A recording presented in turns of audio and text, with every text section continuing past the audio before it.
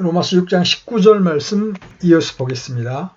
너희의 육신이 연약함으로 내가 사람들의 관례대로 말하노니 전에 너희가 너희 지체를 부정함과 불법에게 종으로 내주어 불법에 이른 것 같이 이제는 너희 지체를 의에게 종으로 내주어 거룩함에 이르라. 아멘.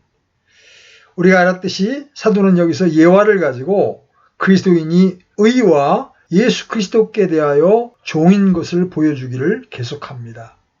어째서 자기가 예화를 사용하는지를 설명한 후에 이제는 18절에서 설정해 놓은 교리로부터 나오는 실제적인 권면을 제시해 나가고 있습니다. 그러므로 우리는 그것을 이렇게 읽을 수 있습니다.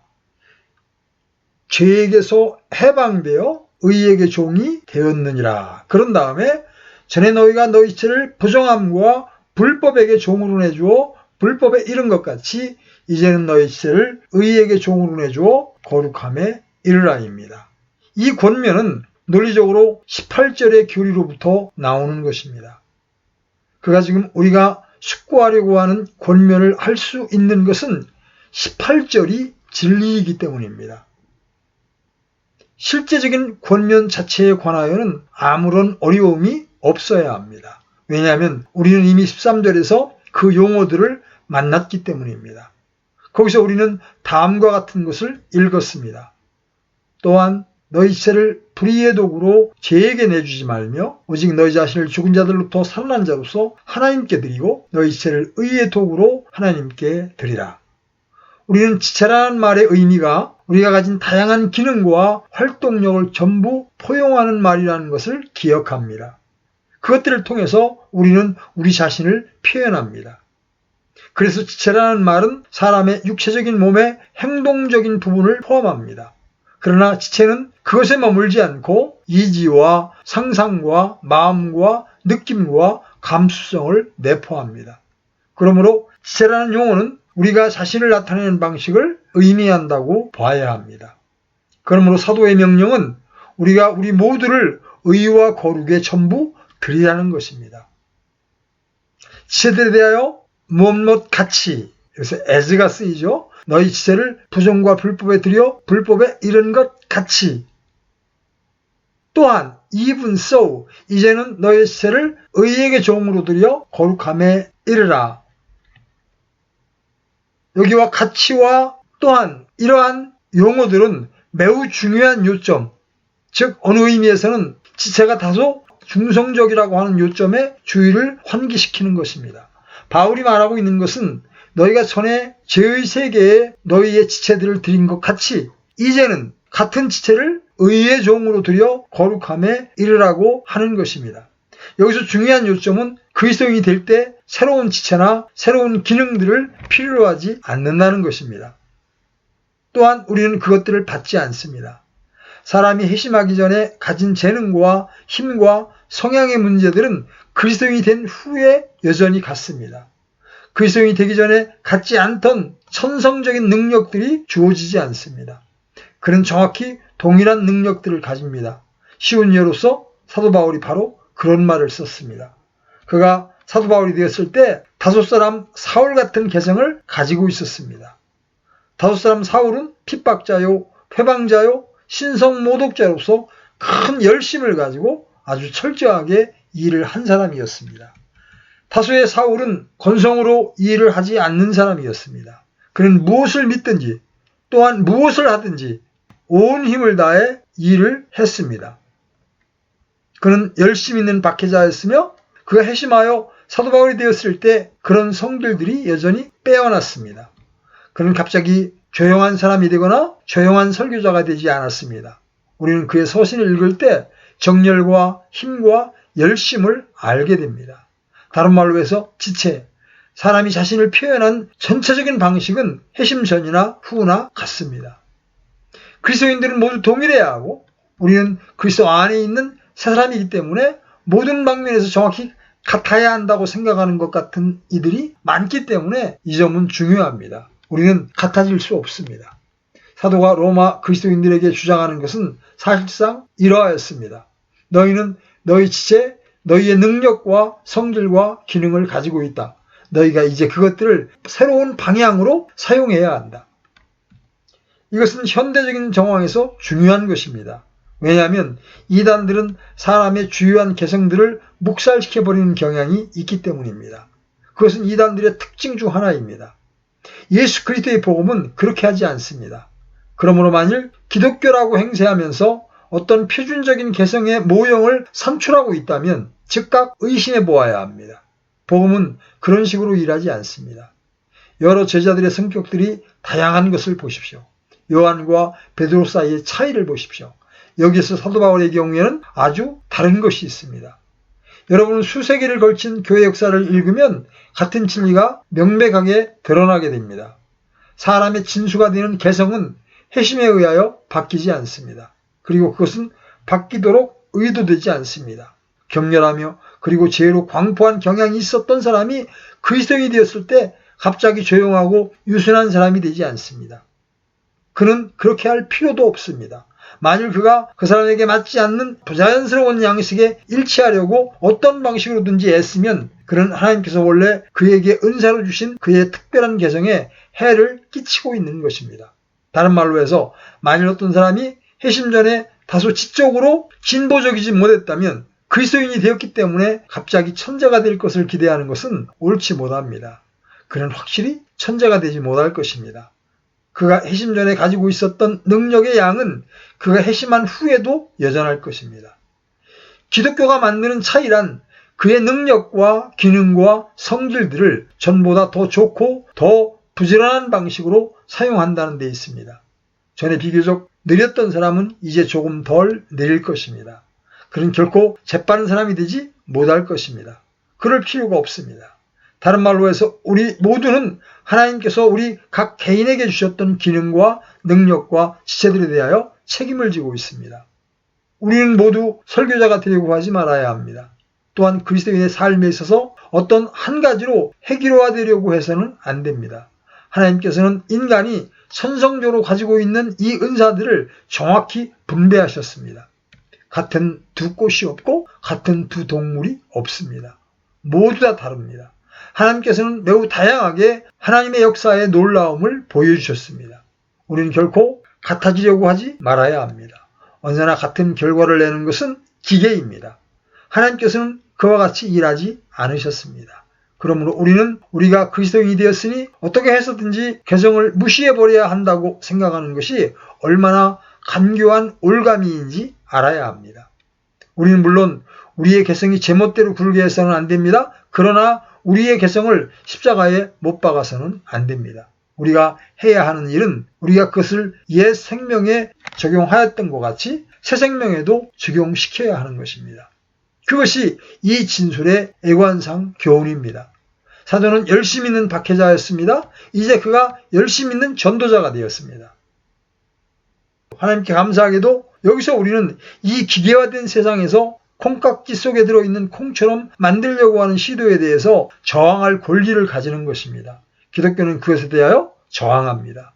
기독교는 언제나 그래왔습니다. 그것은 우리가 하나님의 작품이라는 증명이요 사람의 작품이 아니라는 것입니다. 본문의 진술에 대하여 일반적으로 살펴보았으니 이제 그것을 좀 더 특별하게 숙고할 수 있습니다. 권면은 이렇습니다. 너희 지체를 부정함과 불법에게 종으로 내주어 불법에 이른 것 같이 이제는 너희 지체를 의에게 종으로 내주어 거룩함에 이르라. 이것은 이 성결과 거룩의 교리를 다루는 신약적인 방식의 특징입니다. 어떤 것들은 아주 분명하게 두드러집니다. 우리는 이 6장에서 그것들을 대했습니다. 사도가 그것들을 반복하였듯이 저도 그것들을 반복해야겠습니다. 물론 사도가 그것들을 반복하는 것은 사람들이 그것들을 오해하기가 아주 쉽기 때문입니다. 저도 정확히 같은 이유로 그것들을 반복하는 것입니다. 우리가 이런 것들을 아무리 자주 반복한다 하여도 지나치지 않습니다. 우리가 알았듯이 로마서 6장처럼 오해되는 곳이 없으며 성결과 성화에 관하여 어떤 유형에 관심에서든지 이 6장처럼 오해되는 것이 없습니다. 그러면 이 특별한 본문의 진술에서 성결과 성화에 관한 어떤 원리들을 뽑아낼 수 있습니까? 먼저 우리는 이것이 하나의 권면임을 주목합니다. 게다가 그것은 하나의 명령입니다. 사도는 전에 너희가 드렸던 것처럼 지금도 드리라고 합니다. 12, 13절에서 이 드리라는 의미는 선물하다, 무엇을 위하여 바치다는 의미인 것을 알았습니다. 마치 사람이 군대에 입대하는 경우와 같습니다. 군대에 입대하는 사람의 경우에 그의 모든 능력과 기능과 성질들은 지금 그의 지휘자와 그의 나라를 섬기기 위하여 바쳐집니다. 그런 의미에서 그는 그것들을 드리는 것입니다. 그는 자기의 능력과 함께 자신을 드리는 겁니다. 여러분도 아시다시피 그것은 하나의 권면이요 명령입니다. 성결과 성화를 취급하는 신약의 방식은 언제나 명령형입니다. 그것은 하나의 호소가 아니라 명령입니다. 그것은 가장 중요한 요점입니다. 이제 두 번째 원리로 나아가 봅시다. 이것이 하나의 명령이기 때문에 분명히 그것은 우리가 해야 하는 것입니다. 그러므로 그것은 우리가 할 수 있는 것입니다. 성경에 있는 그리스도인에 대한 명령은 언제나 반드시 그런 의미를 함축하고 있는 것입니다. 그러나 제가 강조하고 싶어하는 것은 여기서 우리가 해야 할 일을 명령받는다는 것입니다. 또한 어떤 주어진 방식으로 살라는 명령을 받고 있다는 말입니다. 그것은 이것이 어떻게 우리를 위해서 행해질 수 있는가를 말하는 메시지의 선포가 아닙니다. 사도가 여기서 우리가 이제 그리스도인이 우리가 해야 하는 것은 우리 자신을 굴복시키기만 하면 그것이 저절로 이루어짐을 깨닫는 것이라고 말하고 있지 않다는 겁니다. 그는 전혀 그것을 말하고 있지 않습니다. 우리에게 무엇을 하라고 명령하고 있습니다. 바울은 이렇게 말하고 있는 것입니다. 옛 생명에서 너희는 너희의 지체들을 사용함으로 능동적으로 죄를 지었다. 그러므로 너희가 옛 생명에서 능동적이었던 것 같이 새 생명에서도 능동적이 되어라. 너희는 죄 짓는데 수동적이 아니었다. 그것은 너희를 위하여 저절로 행해졌던 것이 아니었다. 너희가 그것을 한 것은 그것을 좋아하고 그렇게 하기를 원했기 때문이었다. 너희는 너희 그리스도인의 생활을 그런 식으로 살아야 한다. 너희 자신이 이런 일을 해야 한다. 너희는 너희의 기능과 지체와 너희 수단을 사용해야 한다. 그는 그들에게 어떻게 해서든지 그들의 모든 문제가 해결되고 모든 것이 그들을 위하여 이루어지는 신기한 방법이 있다고 말하고 있지 않은 것입니다. 그런 가르침은 여기에 없습니다. 오히려 명령이 있습니다. 그것은 여러분과 제가 해야 할 일입니다. 제가 이것을 강조하고 있는 것은 많은 그리스도인들이 모든 것이 자신을 위하여 이루어지고 그리스도께만 안주하면 승리가 주어지는 신기한 방법을 붙잡으려고 모든 시간을 허비하고 있기 때문입니다. 그에 대하여 할 말은 그것이 무엇을 행하며 우리의 기능들을 사용함으로써 하나의 결과를 내리는 명령이고 권면이며 부르심이라는 것입니다. 세 번째 원리는 이것이 이미 우리에게 일어날 수 있는, 일어날지도 모르는 것에 기초한 것이 아니고 이미 우리에게 일어난 것을 기초한 권면이요 명령이라는 것입니다. 그래서 저는 처음부터 이 권면이 18절의 진술을 기초한 것이라고 강조했던 것입니다. 18절은 죄로부터 해방되어 의의 종이 되었느니라고 했습니다. 이제 그것은 일어난 일입니다. 그러므로 저는 그 권면과 명령이 이미 우리에게 일어난 일을 기초하고 있다는 것을 주장합니다. 즉 그가 우리에게 하나의 명령을 제시해주고 있는 것은 이미 우리에게 일어난 일 때문입니다. 물론 이것은 중요한 요점입니다. 우리는 이미 죄와 죄의 왕노릇에서 해방되었습니다. 바울은 로마서 6장에서 그것을 여러 번 말했습니다. 그는 2절에서 죄에 대하여 죽은 우리가 어찌 그 가운데 더 살리오라고 했습니다. 부정과거 시제로 그것은 일어났으며 영단번에 일어난 것입니다. 그것은 과거에 속합니다. 그것은 우리의 중생이었습니다. 그는 우리들에게 우리가 가질 수 있는 또 다른 체험에 관하여 말하고 있지 않습니다. 그는 우리가 중대한 체험을 하였다고 말하며 그러므로 라고 말합니다. 우리는 죄에서 해방되었을 뿐만 아니라 의의 굴림이 이미 우리 안에서 시작되었으며 의의 권능과 힘이 이미 우리 안에서 역사하고 있습니다. 사도는 우리가 할 수 있는 또 다른 가능한 체험, 우리의 일상생활과 삶, 특히 거룩의 실제 문제에 있어서 변화를 일으킬 체험을 말하고 있지 않습니다. 성결과 성화의 문제가 그런 식으로 얼마나 자주 표현됩니까?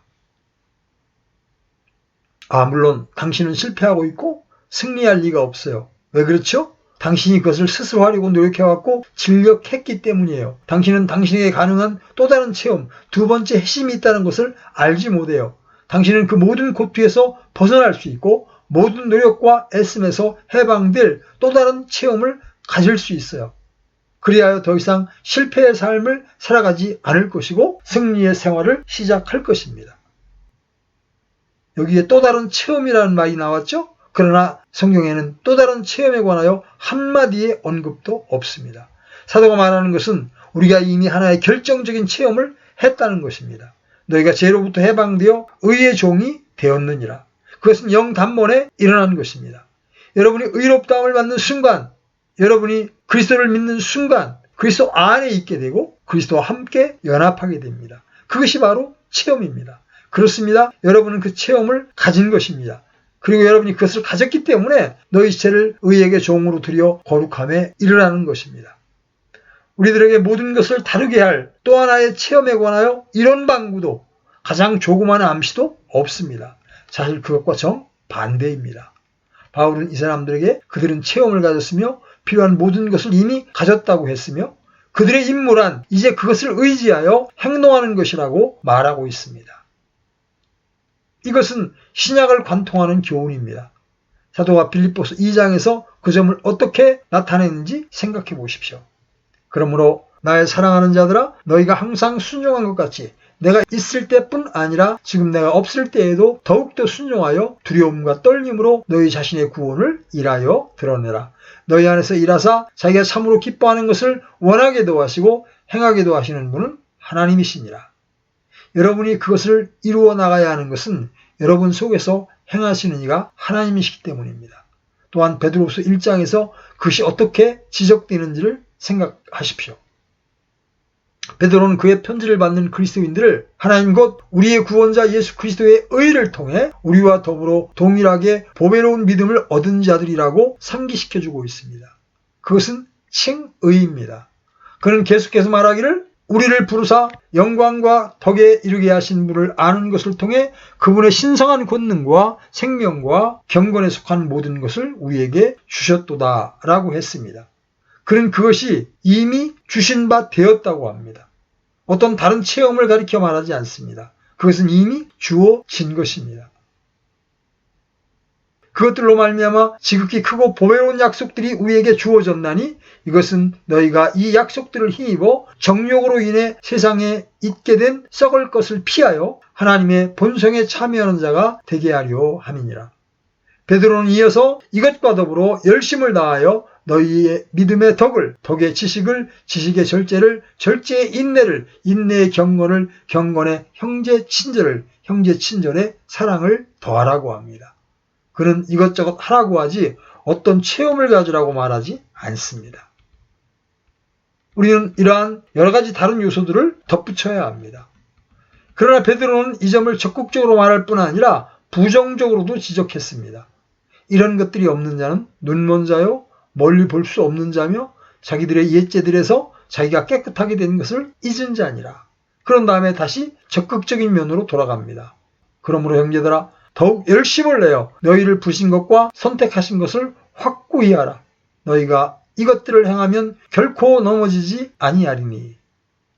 그러므로 로마서 6장 19절에서 가르쳐지는 세 번째 원리인 권면과 명령은 이미 우리에게 일어난 일과 이미 겪은 체험을 기초한 것이지 우리가 앞으로 가질 수 있는 다른 가능한 체험을 기초한 것이 아니라는 것입니다. 그 점은 우리에게 네 번째 원리로 인도해 줍니다. 신약의 성화 방식은 우리들로 하여금 우리의 지위와 위치를 깨닫게 하고 그에 따라서 행동하게 하는 데 있습니다. 그것이 성화와 성결에 관한 신약 성경의 방식입니다. 다른 말로 해서 너희다워라는 것입니다. 우리가 무엇이 될 수 있다고 말하지 않고 너희다워라입니다. 너희가 죄로부터 해방되어 의에게 종이 되었으므로 너희다우라는 겁니다. 그것은 또 다른 더 높고 첨가적인 체험을 제공하지 않습니다. 대신에 너희다우라는 겁니다.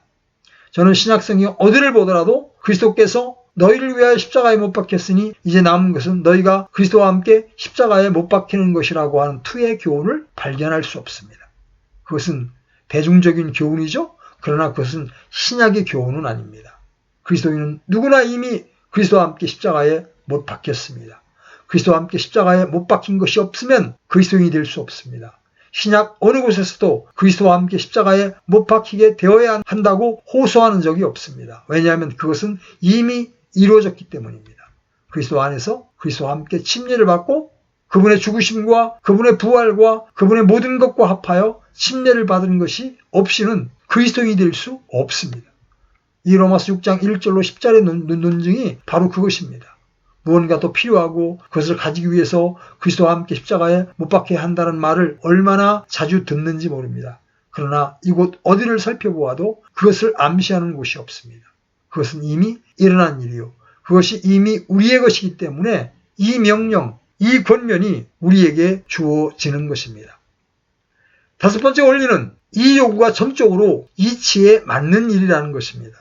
그래서 사도는 그것을 이렇게 표현합니다.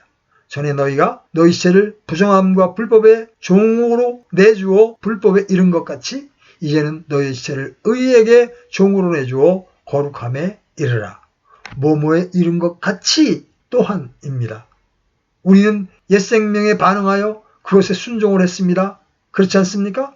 어째도 지금 새 생명에게는 동일한 반응을 나타내지 않습니까? 사도는 그렇게 말하고 있는 것입니다. 여러분은 옛날 자신을 옛 생명에 드렸지만 이제 자신을 새 생명에 드리라는 것입니다. 다시 그것은 신약의 성결 교훈입니다. 그것은 우리 앞에 놓인 마땅한 이치에 기초하고 있는 것입니다. 그것은 우리의 논리적인 기능을 향하여 말하고 있는 것입니다. 그것은 감상적인 것이 아니고 어떤 놀라운 체험들로 이루어진 것이 아닙니다. 그것은 우리에게 주어진 합리적인 논증입니다. 그것은 단순히 이치적으로 생각해보고 그에 맞게 행동하라는 것입니다. 이와 같이 신약은 죄에 빠지고 실족하고 있는 그리스도인에게 다음과 같이 말하고 있지 않습니다. 아, 너희는 투쟁하고 있구나. 얼마나 불쌍한가. 그것은 너희의 큰 실수야. 너희는 그렇게 갈등을 일으킬 필요가 없어. 오직 너희는 자신을 복종시키고 싸움과 모든 일을 멈추면 되는 거야. 그러면 너희는 구원을 받을 거야. 하나님께 맡기라. 그러나 성경에는 그러한 가르침이 전혀 없습니다. 사도가 그런 사람에게 말하는 것은 이러합니다. 당신은 그리스도인이라고 말하지 않는가? 당신은 예수 그리스도를 하나님의 아들로 믿는다고 말하지. 또한 그분이 하늘에서 땅으로 내려와 십자가에서 당신의 죄를 짊어지셨음을 믿지 않는가? 또한 그는 실제로 죽으셔서 당신을 위해 그 가공할 형벌을 대신 받았지 않는가? 당신은 그분께서 당신의 모든 불법에서 구원하여 선한 일에 열심을 내는 독특한 백성으로 구속하기 위해서 모든 것을 이루셨다는 것을 믿는다고 말하지 않는가? 그것이 당신이 말하는 것이 아닌가? 당신이 그것을 의미하고 있는 것이 사실이라면 당신이 살아가고 있는 이후의 삶은 전적으로 당신의 믿음과 배치되는 것이다. 당신은 비논리적이고 당치 않게 행하고 있는 것이다. 어째서 그 진리를 생각하지 않고 바라보지 않는가?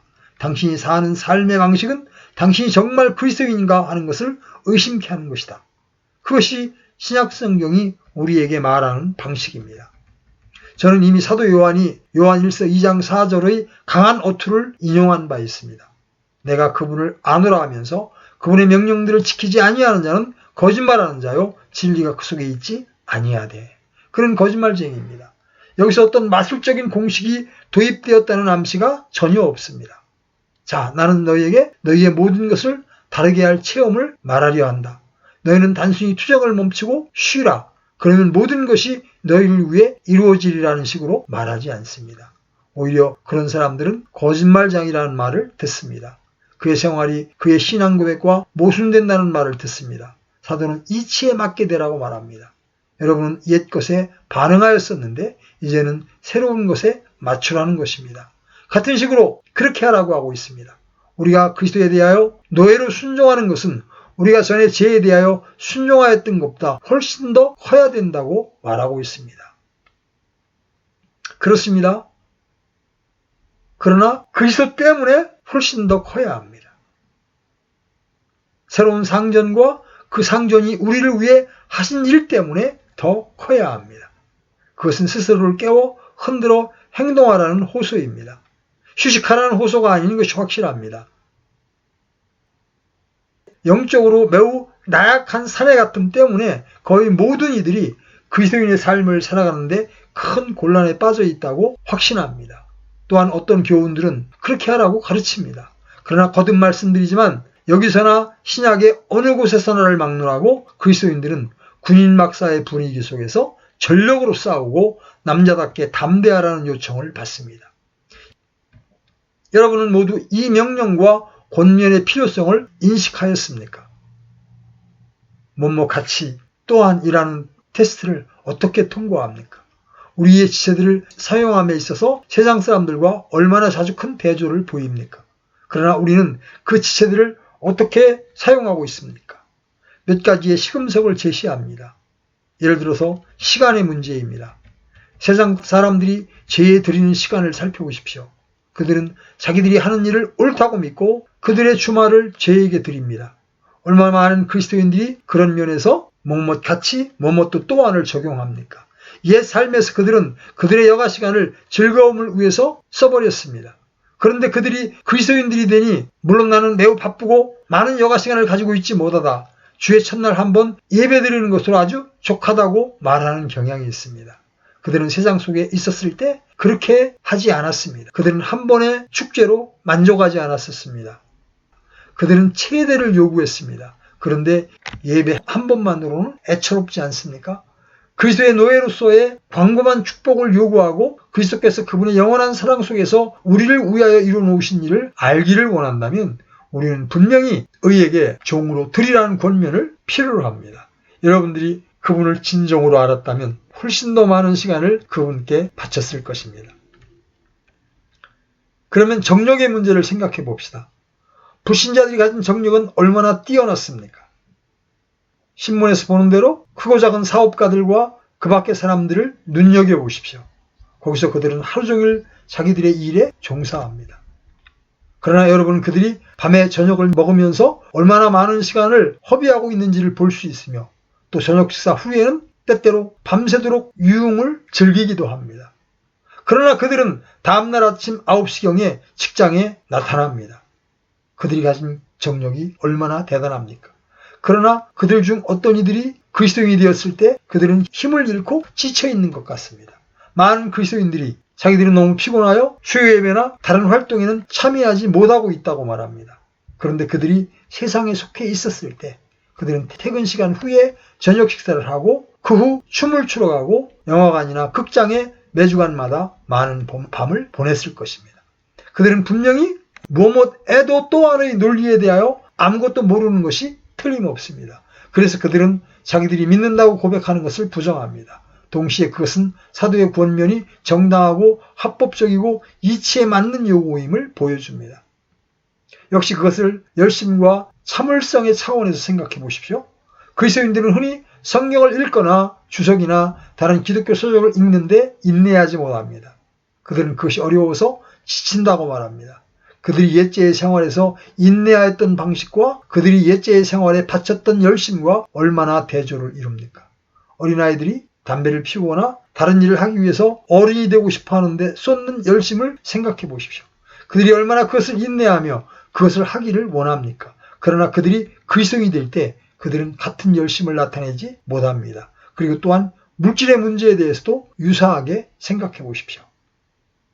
사도의 의도는 지체에 포함시킬 수 있는 것은 무엇이든지 여러분의 기능, 능력, 잠재력 그리고 여러분이 가진 모든 것은 뭐뭇과 같이 또한이라는 논리에 복종시켜야 한다는 것입니다. 그것이 거룩에 대한 신약의 방식입니다. 그것은 우리의 이지와 의지 또한 우리의 남성다움에 호소합니다. 우리는 이것을 해야 합니다. 만일 그렇게 하지 못하면 우리는 철없는 자들입니다. 신약은 성결과 성화에 대하여 그렇게 가르치고 있습니다. 감상적이거나 유약한 면이나 심리적인 지름길이 전혀 없습니다. 신약에서 이런 유의 것은 아무것도 발견하지 못합니다. 대신에 우리가 믿노라고 외치는 바의 차원에서 우리에게 이 엄격하고 강한 진리를 발송하고 있습니다. 이제 우리는 마지막 6번째 원리에 도달했습니다. 그것은 우리가 성결 생활과 관련하여 어려움을 겪고 실패를 하는 것이 우리 자신에 대한 진상을 알지 못하기 때문이라는 것입니다. 그리스도인의 삶, 죄, 성결 등에 있어서 어려움에 빠지는 모든 원인이 거기에 있습니다. 이 모든 문제들은 궁극적으로 한 가지 원인 때문에 오는 것이요. 그 한 가지 원인은 우리 자신에 관한 진상을 깨닫지 못한다는 것입니다. 그것이 우리가 필요로 하는 것입니다. 우리를 바르게 나아가게 할 수 있는 진리를 이해하는 길밖에 없습니다. 주님께서 당신의 기도에서 아버지의 진리로 그들을 거룩히 구별하옵소서. 아버지의 말씀은 진리이다라고 하셨습니다. 만일 여러분이 그리스도인의 삶에서 어려움을 겪고 있다면, 죄에 빠지고 시험에 빠져 있는 자신을 발견한다면 신약은 여러분께 필요한 것이 새 체계나 새 방식이 아니라고 말하며 영적 세계에서 독특한 치유법이 없다고 합니다. 많은 것이 제공되었지만 그것들이 아무 말을 하지 못했습니다. 그것들은 진리에 기초하지 않았습니다. 그것들은 가짜 치료법입니다. 말하자면 한다스의 약을 한꺼번에 투약하여 갑자기 완전히 건강해지는 일이 없다는 것입니다. 그것이 아니라 여러분 자신을 끌어내어서 모목과 같이 또한을 실천해야 합니다. 여러분들은 이들 여럿의 지체들을 가지고 일에 사용하고 그것들을 이용해야 합니다. 영적 세계에는 건강을 위한 아무런 지름길이 없습니다. 가장 중요하고 첫째 되는 일은 우리 자신에 관한 진리를 깨닫는 것입니다. 옛날에는 어떠한 자였으며 이제는 어떤 사람이어야 하는지를 알아야 합니다. 사도는 19절에서 이 요점을 시작하여 20절에서 23절까지 그것을 진술해 나가고 있습니다. 그것이 사도가 다루고 있는 바로 그 주제입니다. 그의 교훈은 만일 내가 누구며 어떤 사람인가를 알지 못하면 이 주제에 대하여 결코 올바르게 되지 못할 것입니다. 그것이 그의 교훈의 진수입니다. 그는 우리들에게 19절에서 그것의 암시를 주고 있습니다. 우리는 어떠하였습니까? 종이었다고 말합니다. 전에 너희가 너희의 시체를 부정함과 불법에게 종으로 내주어 불법에 이른 것 같이 여러분의 지체들은 매여 있었습니다. 전에는 어디에 종노릇을 했습니까? 두 가지 용어, 부정함과 불법이라는 용어를 보시기 바랍니다. 부정은 무엇입니까? 그것은 우리들에게 그 자체에 대한 모든 것을 말하고 있습니다. 그것은 바울이 죄를 더러움, 오염, 본래 악한 것, 그리고 우리를 비열하게 만드는 것으로 묘사하기 위해 여기저기 사용한 용어입니다.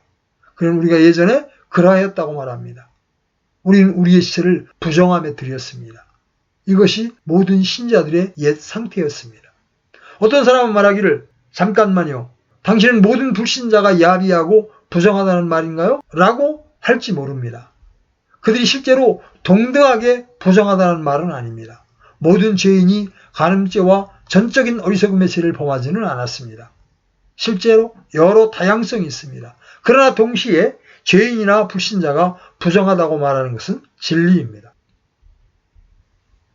물론 이방인들이 살았던 고대 세계는 특별히 어리석었습니다. 저는 오늘날보다 그때가 더 악했는지 혹은 오늘날 어떻게 되어가고 있는지 모릅니다. 그러나 그때는 심각하게 어리석었습니다. 로마서 1장 하반부와 에베소 4장 17절에서 마지막까지를 읽어보십시오. 그러면 그때의 상태에 대하여 무엇인가를 알 것입니다. 베드로는 역시 베드로후서 1장에서 그 문제를 언급합니다. 그는 그리스도인들이 정욕으로 인하여 세상에서 썩어질 것을 피하라고 했습니다. 그는 단순히 돈의 문제에 부패되었음을 의미하지 않습니다. 그는 세상적인 삶, 죄의 삶은 본질적으로 도덕적으로 부패된 것이며 깨끗이 못함을 의미합니다. 죄는 항상 깨끗이 못합니다. 가장 존경받는 사람은 부정한 사상과 야비한 감정을 알고 있노라고 인정해야만 합니다. 지위에 있어서 유능하고 위대한 사람들이 식사 자리에서 부정한 이야기로 꽃을 피우며 그것을 즐깁니다. 죄인은 아무리 최선을 다해도 부정합니다.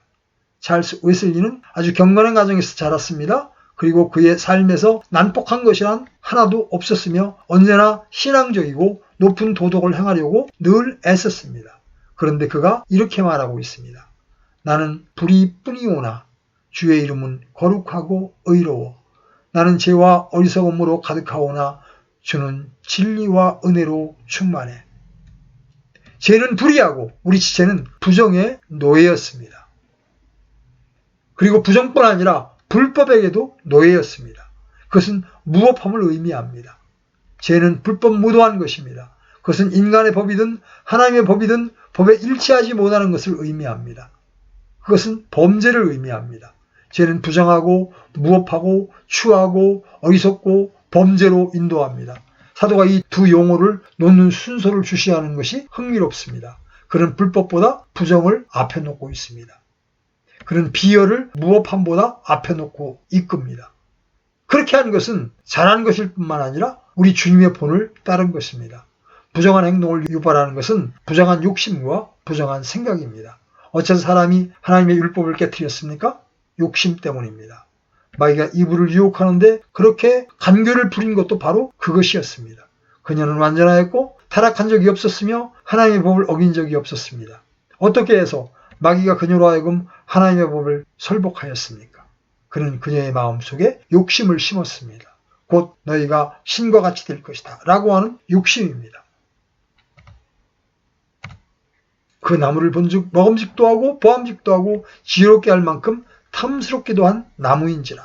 그 일이 마음에서 시작되었으며 욕심의 차원에서 시작되었습니다. 우리의 행동은 사상이 부정하기 때문에 부정한 것입니다. 우리로 하여금 율법을 어기게 하는 것은 속에 있는 부정함입니다. 우리는 무엇을 좋아합니다. 그러나 율법은 그래서는 안 된다고 말합니다. 우리는 그것을 너무 좋아한 나머지 이렇게 말합니다. 율법이 무엇을 말하느냐에는 관심이 없어. 나는 율법을 어길 거야. 그리하여 부정은 불법과 무법을 불러옵니다. 우리 주님은 마가복음 7장에서 그것을 다음과 같이 말씀하셨습니다. 무엇이든지 밖에서 사람 속으로 들어가는 것이 능히 사람을 더럽게 하지 못하는 줄을 너희가 알지 못하느냐. 속에서 곧 사람들의 마음에서 악한 생각, 간음, 음행, 살인, 도둑질, 탐욕, 사악함, 속임, 색용, 악한 눈, 신성모독, 교만, 어리석임이 나오는데 이 모든 악한 것이 속에서 나와 사람을 더럽게 하느니라 하시니라. 부정과 불법은 우리가 노예노릇을 하였던 상전이었습니다. 그것은 무엇으로 이끌었습니까? 그것은 물론 다시 무법적인 불법으로 인도합니다. 사도가 뜻하는 바는 옛 생활에서 지체들을 부정과 불법에 들여줬으며 그것은 불법에서 불법의 상태로 이끌어 주었다는 겁니다. 다른 말로 해서 그들은 전적으로 무율법적이 되었으며 그들의 전 생활도 무율법적이었고 점점 더 나빠졌습니다. 그리고 불법하게 되었습니다. 그것은 일종의 악순환입니다. 일단 여러분이 시작하면 여러분은 점점 더 나빠집니다. 그리고 어떤 일을 한번 하게 되면 다음번에는 더 쉬운 것이 됩니다. 그리고 여러분이 그것의 완전하고 절대적인 노예가 되기까지 그것을 계속하게 됩니다. 불법에서 불법으로. 그래서 절망적이고 가치 없고 무법한 상태가 되는 것입니다. 바울은 그것이 예전의 사람됨이었다고 말하고 있습니다. 그러나 이제 더 이상 그런 상태에 있지 않습니다. 여러분은 지금 어떤 사람입니까? 아직도 노예입니다. 그와 같이 너희 시체를 의에게 종으로 드리라입니다. 그렇습니다. 의와 하나님의 기준에 맞추어 나아가고 하나님의 거룩한 율법에 맞추어서 원래 사람이 타락하기 전에 사람됨의 상태에 대하여 종로로 타라는 것입니다. 깨끗함과 순전함과 정직함과 선함과 의로움에 대하여 종입니다. 그리스도 안에 있는 새 생명은 본질적으로 바르고 곧고 명예롭고 진실합니다. 그것은 꼬이거나 부패하지 않았습니다. 그것은 정직하고 진실합니다. 의입니다. 그럼 만일 그것을 실천해 나간다면 그것은 무엇을 가져옵니까? 사도는 그것이 거룩함을 불러온다는 것입니다. 의와 성결 사이의 차이는 무엇입니까? 의는 주로 우리 행동에 대하여 하는 말이고 거룩은 주로 우리의 상태와 조건에 대하여 가지는 말입니다. 거룩해진다는 것은 그 안에서 순전해진다는 것을 의미합니다. 그리고 마음속에서 생활 속에서 순전하고 하나님에 대하여 헌신적이고 하나님의 형상과 성격에 대하여 더욱더 일치되는 것을 가리키는 것입니다. 사도가 말하는 것은 우리의 시체를 의에게 종으로 드리고 계속해서 이 의로운 생활을 영위해 나가고 모든 힘과 능력과 시간과 모든 것을 다하여 그것을 실천함에 따라서 악에서 더 큰 악으로 나아가고 더욱더 비열해지던 과정이 완전히 뒤바뀌는 것입니다. 여러분은 점점 더 깨끗해지고 더 순수해지고 더 거룩해지고 더욱더 하나님의 아들의 형상에 가깝게 됩니다. 이론과 실제는 긴밀한 관계를 맺고 있습니다. 그것은 서로 보완적입니다. 그러므로 우리가 우리의 마음과 의지를 조정하여 우리가 믿는다고 주장하는 바를 실천하였을 때 우리는 하나님의 아들들답게 거룩함에서 자라게 됩니다. 우리는 스스로에게 높은 신분에 맞는 도덕적인 의무를 말해야 합니다. 그것이 세상 사람이 말하는 바입니다. 그는 귀족 같은 사람이요 모든 이가 그것을 알게 허락합니다. 우리는 같은 방식으로 우리 자신에게 우리가 누구이며 어떻게 해야 하는가를 상기시켜야 하는 겁니다. 우리는 하늘나라 왕의 자녀입니다. 우리는 하나님의 가족의 일원입니다. 우리는 하나님의 자녀들입니다. 우리가 이것을 기억하고 그에 따라서 살고 우리를 부르신 것과 주의 이름을 자랑할 때 우리는 의로운 삶을 살아갈 뿐만 아니라 거룩으로 진전되어 나아갈 것입니다. 우리의 마음들은 갈수록 깨끗해지고 갈수록 순수해지고 우리의 삶이 이와 같이 될 것입니다. 지금까지 말해온 이러한 것들이 원리들입니다. 그것은 사도가 여기서나 다른 곳에서 성결과 성화에 대하여 가르치는 방식입니다. 신약은 어디서나 성화에 대하여 그렇게 가르칩니다.